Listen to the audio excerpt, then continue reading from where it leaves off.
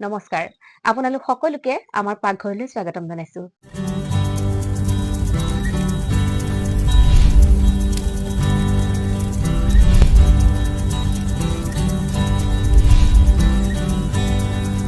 আজি আমাৰ মাজত আছে এগৰাকী মৰম লগা ভন্টি আপোনালোকে সকলোৱে চিনি পায় কাৰণ তেওঁ ছ'চিয়েল মিডিয়াত একেবাৰে এক্টিভ হয় আপোনালোকে চিনাকি হ'ব তেওঁৰ লগত আৰু ময়ো চিনাকি হ'ম আহক তেতিয়াহ'লে তেওঁৰ লগত চিনাকি হওঁ এয়া আপোনালোকৰ আগত চিনাকি কৰাই দিছো চিনাকি কৰাই দিয়া অৱশ্যে প্ৰয়োজন নাই তথাপিতো এই আমাৰ মৰম লগা ভন্টি এজনী হৈছে নিশা যেতিয়া আমাৰ পাকঘৰলৈ আহিছে নহয় জানো পাকঘৰ বুলি ক'লে আমাৰ অসমীয়াৰ মানে গোটেই মানে শক্তিকণ পাকঘৰতে লুকাই থাকে এসাঁজ নাখালে আমি জানো থাকিব পাৰিম আৰু আমি অসমীয়া হিচাপে আমাৰ অসমীয়াৰ গৌৰৱ গামোচাখনে অকণমান মৰম দিব খুজিছো নিশাক থেংক ইউ তুমি অহাৰ বাবে ধন্যবাদ বা ইমান ধুনীয়া এটা অনুষ্ঠানত যে মোক এইখিনি কৰিব সুযোগ দিছা তোমালোকে তুমি সেইখিনি যোগ্য সেইটো কাৰণে আমি তোমাক মাতিছো নহয় জানো ধন্যবাদ তেতিয়াহ'লে আমি আৰম্ভ কৰি দিওঁ নহয় জানো তেতিয়াহ'লে আহক নিচাৰ লগত চিনাকি হওঁ নিচা বিশেষকৈ এইটো যেতিয়া আমাৰ ৰেচিপিও আছে লগতে কথাও পাতিম নহয় জানো আজি তেতিয়াহ'লে কি বনাবা তুমি আজি মই আপোনালোকৰ প্ৰিয় গাহৰিৰ সৈতে খৰিচা মোৰ বনাম বহুত প্ৰিয় আৰু খৰিচা তাতে নহয় জানো তেতিয়াহ'লে আমি আৰম্ভ কৰো লগতে কথাও পাতো নহয় তেতিয়াহ'লে বা আৰু দেৰি কৰি নাথাকো ৰান্ধিয়ে দিওঁ একেবাৰে বঢ়িয়া মানে আজি আৰু খামহে খাম দেই এতিয়া পৰ্ক বনাব পৰ্কটো ক'বই নালাগে আৰু সকলোৰে প্ৰিয় নহয় জানো মই যোগাৰ কৰি দিওঁ আৰু নিচাই ৰান্ধিব আৰু আমি মজা লৈ খাম ন আৰু আপোনালোকে কিন্তু শেষত ক'ব লাগিব কেনেকুৱা হৈছে এই কম আমাৰ ৰাইজে ক'ব নহয় দেখিয়ে ক'ব কেনেকুৱা হৈছে এতিয়া মই অকণমান মিঠাতেল দিম গাহৰি মাংসত সদায় মিঠাতেল তেল কমকৈ দিব কাৰণ তাততো তেল থাকে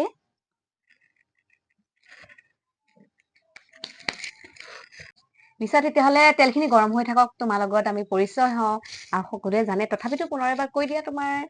ঘৰ ক'ত কি কৰি আছা বৰ্তমান সেইখিনিকে কোৱা আৰু নহয় জানো নমস্কাৰ মোৰ নাম শ্ৰী নিচাৰাণী দাস আৰু মোৰ ঘৰ তামোলপুৰতে থাকো মই আৰু এতিয়া বৰ্তমান মই পঢ়িও আছো BA 6 ছেমিষ্টাৰত এইবাৰ শেষ হ'ব আৰু শেষ হ'ব নহয় জানো এতিয়া মই সুধো পঢ়াটো কৰি আছা গ্ৰেজুৱেশ্যন কমপ্লিট কৰিবা আৰু তাৰপিছত MA কৰিবা নে তুমি তাৰপিছত ভাবি আছো যদি ভালে ভালে থাকিব পাৰো তেতিয়াহ'লে কৰিম তোমাৰ ঘৰত কোন কোন আছে এতিয়া আমাৰ ঘৰত মা দেউতা আইতা আৰু ল'ৰা নাই দে আমাৰ তিনিজনী ছোৱালীয়ে আমি ভাল বহুত ভাল ল'ৰা নাই আচলতে ল'ৰা থাকিলেও ভাল নাথাকিলে আৰু বেছি ভাল মোৰ নহয় তলত জানো ভন্টি দুজনী আছে আৰু ভালে দেই মই ডাঙৰ তুমি ডাঙৰ ন দায়িত্ব তেতিয়াহ'লে তোমাৰ মোৰ ওপৰতে গোটেইখিনি বহুতখিনি ন বাৰু তেতিয়াহ'লে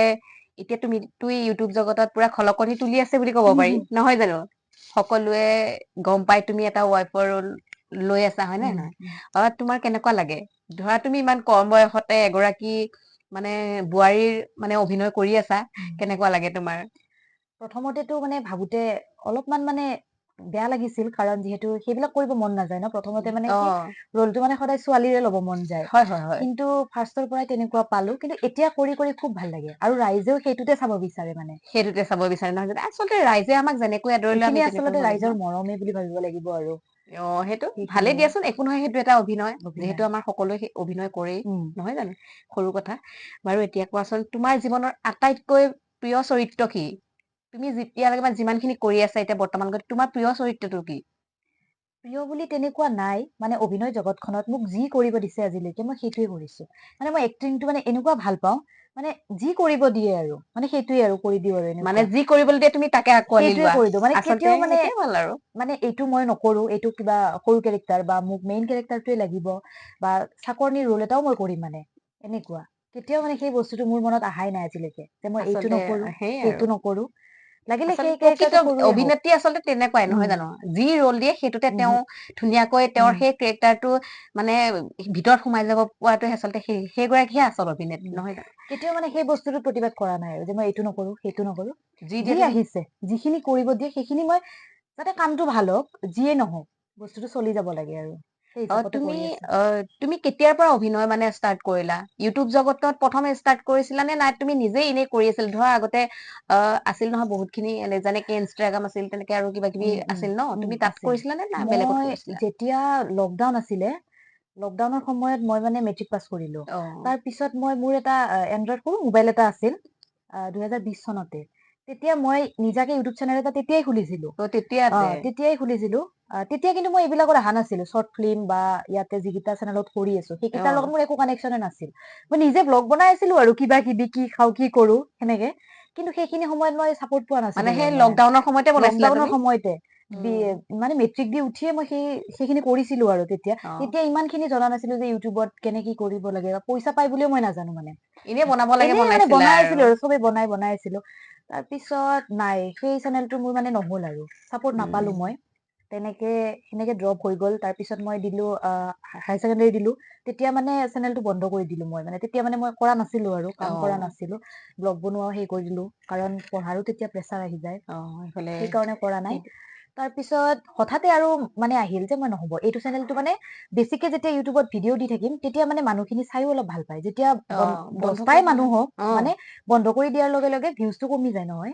তেতিয়া আৰু মোৰ মন নগল আৰু কৰিবৰ কাৰণে তাৰপিছত আৰু মই হায়াৰ ছেকেণ্ডাৰী পাছ কৰাৰ পিছত মই নতুনকে এটা খুলিলো সেনেকেও গ'ল 6-7 মাহ মান গ'ল নাই ভিউজ চিউজ একো নাই তাৰ পিছত কিন্তু এতিয়ালৈকে কিন্তু ভাল চলি আছে এতিয়া ভাল চলি আছে গম পাও আমিও গম পাও তোমাৰ ভিডিঅ' আমি চাই থাকো সেইটো কাৰণে আমি গম পাইছো তোমাক খুব ধুনীয়া লাগে প্ৰত্যেকটো ৰলতে তোমাক খুব ধুনীয়া লাগে আৰু খুব মৰম লগা ভণ্টিজনী সেইটো কাৰণে আপোনালোকে তেওঁৰ ভিডিঅ' বিলাক চাব আৰু ছাবস্ক্ৰাইবো কৰিব খুব ধুনীয়া ভিডিঅ' বনাই আৰু আগবাঢ়ি যাওক নহয় জানো আমাৰ অসমীয়া ছোৱালী এগৰাকী যেতিয়া আগবাঢ়ি যায় আমাৰ সমাজখনৰ কাৰণে কিমান ভাল নহয় জানো তেতিয়াহ'লে তেল গৰম হৈছে নহয় জানো কথা পাতি থাকিম তুমিও তেতিয়াহ'লে আৰম্ভ কৰিয়ে দিয়া আৰু নহয় জানো এতিয়া মই ইয়াতে ৰৈ থকা ক'ত আৰু ন সময় বনাই দিয়া পিয়াজখিনি দি দিওঁ